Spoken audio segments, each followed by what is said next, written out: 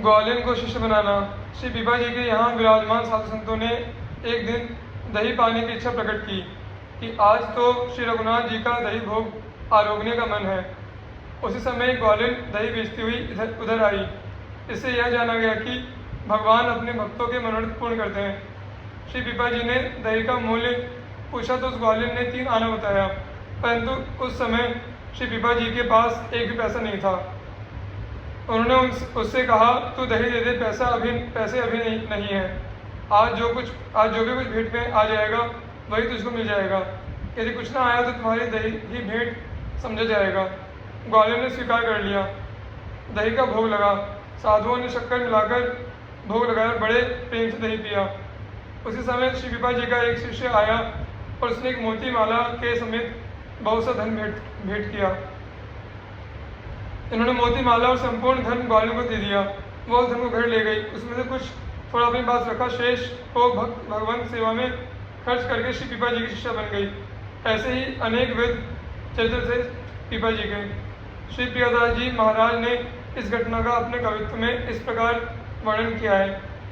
गुजरी को धन दियो, पियो दही संतनी ने, ब्राह्मण को भक्त कियो, देवी दी निकारिके, तेली को जीवायो, भैंस चोरनी पे फेरी ले आयो, गाड़ी भरी आयो, तन 5 ठौर जारी के, कागज ले कोरो कर्यो, बनिया को सो कहर्यो, भर्यो घर त्यागी, डारी हत्या हूँ उतारी के, राजा को औसेर भई, संत को जो विभो दई, लई चिट्ठी मानी, गए श्री रंग उदारी के। श्री रंगदास को भक्ति का मर्म समझाना। एक बार श्री पीपा जी श्री अनंतानंद स्वामी के शिष्य श्री रंग जी के यहाँ पहुँचे। उस समय वे भगवान का मानसी पूजन कर रहे थे। श्री पीपा जी उनकी पैर पर बैठे रहे। श्री रंग जी मानसी पूजा में भगवान का श्रृंगार कर रहे थे। पहले मुकुट धारण कराकर तब फूलों की माला पहना रहे थे।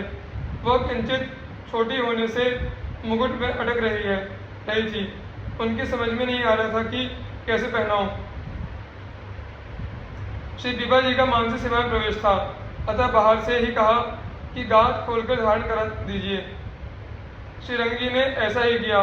फिर तुरंत विस्मित होकर आंख खोलकर इधर उधर देखने लगे कि किसने इतनी गुप्त भावना को प्रत्यक्ष देखकर मुझे उपाय बताया है।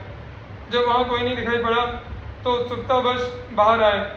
परम तेजोमय दिव्य भव्य प्रसन्न मोक्ष श्री पीपा जी को देखकर श्री रंगनाथ जी ने पूछा, आप कौन हैं? कृपा करके अपना नाम बताइए। श्री पीपा जी ने मुस्कुराकर कहा, संतों से इस प्रकार कुछ पूछने की विधि नहीं है। यह सुनकर श्री रंग जी बड़े लज्जित हुए और समझ गए कि यह कोई परम ज्ञानवान सिद्ध पुरुष हैं। अतः गीतोक्त विधि से पुनः परिचय पूछा। जब श्री पीपा जी ने अपना नाम ग्राम बताया तो सुनते ही वह इनके श्री चरण कमलों में लोटपोट हो गए।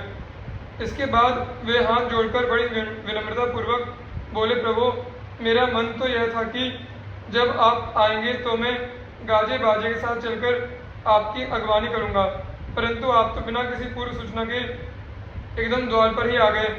आप कृपा करके बाग में पधारे, मैं आपकी अगवानी करने चलूंगा। श्री पीपा जी ने कहा, अरे भाई, अब तो हम घर पर आ ही गए, अब अगवानी की क्या जरूरत रह गई। उन्होंने कहा, फिर तो महाराज मेरी अभिलाषा अपूर्ण ही रह जाएगी। अंत में उनके प्रेम से हारकर श्री पीपा जी घर से एक कोस दूर बाग में जाकर विराजे। श्री रंग जी खूब बाजे बजवाते हुए, मोहरे लुटाते हुए, प्रेमोन्मत्त होकर नृत्य गान करते हुए पालकी लेकर इनको लिवाने चले। श्री पीपा जी ने कहा कि पालकी पर तो हमारे श्री सद्गुरुदेव श्री स्वामी रामानंदाचार्य जी चलते हैं, भला मैं पालकी पर कैसे चल सकता हूँ। यदि आपका ऐसा ही भाव है तो श्री स्वामी जी की छवि को पालकी पर पधराकर ले चलें, मैं पहले चलूँगा। ऐसा ही हुआ।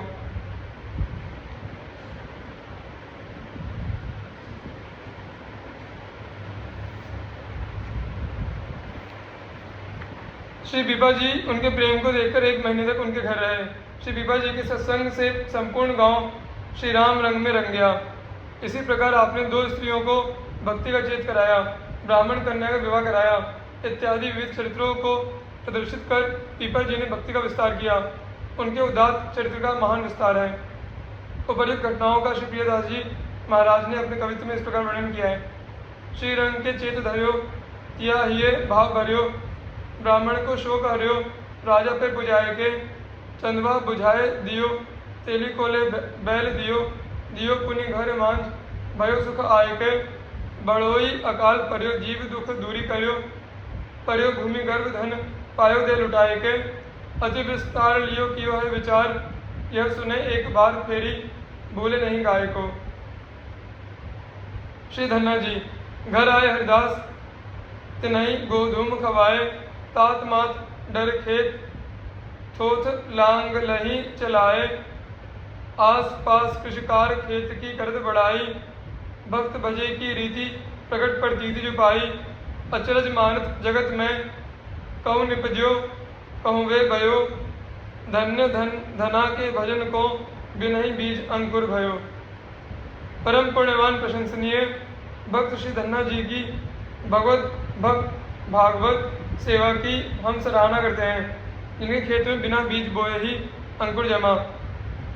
घर पर वैष्णवों के आने पर बोने के लिए रखा हुआ बीज का गेहूं उन्हें खिला दिए और माता पिता के डर से खेत में खाली खाली हल चला दिए, परंतु संत सेवा के प्रताप से बिना बोए ही खेत में गेहूं बढ़िया जमा। अतः पास पड़ोस के किसान इनके खेत की बढ़ाई करते थे। जब श्री धन्ना जी ने जाकर देखा तो साधु सेवा की प्रीति एवं प्रतीति को प्रत्यक्ष पाया। इस बात को सुनकर संसार के लोग आश्चर्य मानते हैं कि बोया कहीं अन्यत्र गया और उपजा कहीं अन्यत्र। श्री धन्ना जी के पावन चरित्र का वर्णन इस प्रकार है।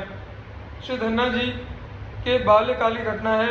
एक बार एक वैष्णव ब्राह्मण श्री त्रिलोचन जी इनके घर आए। वे श्री ठाकुर जी की सेवा बड़ी सुंदर विधि से करते थे। सेवा के समय बालक धन्ना भी वहीं आ गया और बोला कि मुझे भी श्री ठाकुर जी की सेवा दीजिए। मेरी भी श्री ठाकुर सेवा में बड़ी प्रीति है। पंडित जी ने एक गोल पत्थर देकर कहा कि खूब प्रेम से सेवा करना। बालक धन्ना ने पत्थर को ही श्री ठाकुर जी समझकर हृदय से लगा लिया और प्रेम पूर्वक भगवान की सेवा करने लगा। भगवान के आगे भोग के लिए रोटी रखकर पर्दा करके आंखें बंद कर लिया। थोड़ी देर बाद पर्दा खोलकर देखा तो भगवान ने एक टुकड़ा भी रोटी नहीं खाई थी। तब धन्ना को बड़ा भय हुआ। श्री धन्ना जी बारंबार भगवान के पाँवों में पड़कर अनुनय विनय करने लगे। इतने पर भी जब भगवान नहीं पाए तो ये भी अड़ गए कि आप नहीं खाएंगे तो मैं भी नहीं खाऊंगा। फिर भी नहीं पाए तो ये भी उस दिन भूखे प्यासे रह गए। धन्ना जी के जगह भाव सच्चा था, अतः प्रभु ने इनके द्वारा अर्पित रोटियां पाई। भगवान को रोटियां बहुत ही प्यारी लगी। श्री धन्ना जी नित्य प्रति जंगल में गाय चढ़ जाते थे। इनको वहीं छाग आती तो ये बड़े प्रेम से भगवान को भोग लगाते। भगवान पा करके छोड़ देते थे। वही यह भी पाते थे। प्रीति की रीति कुछ ऐसी ही विलक्षण होती है।